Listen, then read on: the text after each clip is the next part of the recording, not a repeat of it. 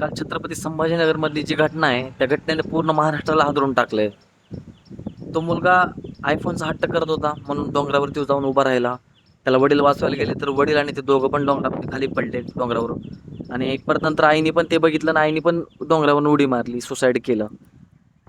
काय होतंय ना, पोरांना आजकाल कूलपणा जास्त आवडतोय आणि त्या कूलपणाच्या मध्ये आयफोन किंवा गाड्या किंवा अजून बऱ्याच गोष्टी असतात, की असं घालून फिरणं किंवा ह्या गोष्टींना कूलपणा जास्त वाटतो. आणि त्या मनात काय होतं ना, की आपली परिस्थिती नाही, त्या परिस्थितीच्या वरती पण गोष्टी आपण एक्सपेक्ट करतो घरच्यांकडून.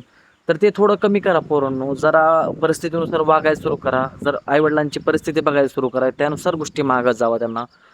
आणि घरच्यांना पण एक माझं सांगणं आहे, की तुम्ही ना मुलांना पहिल्यापासून लहानपणापासून एकदम म्हणजे ज्यावेळेसपासून त्याला कळतंय ना, ज्यावेळेसपासून तो काही गोष्ट मागतोय ना, त्यावेळेसपासून त्याला ती गोष्ट लगेचच्या लगेच देऊ नका.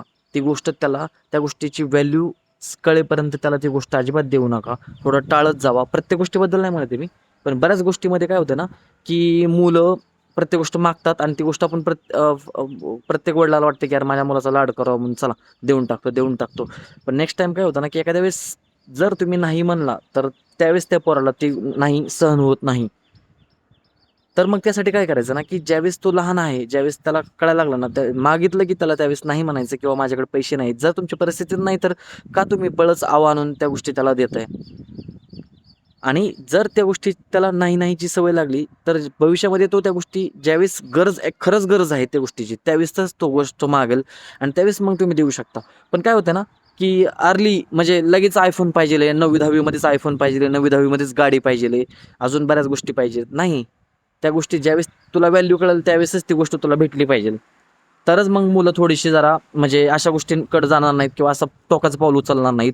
अहो, आम्ही पण 4-4 किलोमीटर 2 वर्ष चालून काढले कॉलेजला. नाही मागितली गाडी घरच्यांना.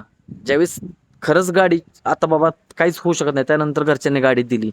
व्हॅल्यू कळली ना, 2 वर्ष सहन केले ना आधी, त्यावेळेस नंतर गाडी दिली. मग थोडंसं समजतात गोष्टी आपल्या, की बाबा ती गोष्ट का गरजेची आहे, त्यावेळेस ती गोष्ट आम्हाला भेटली.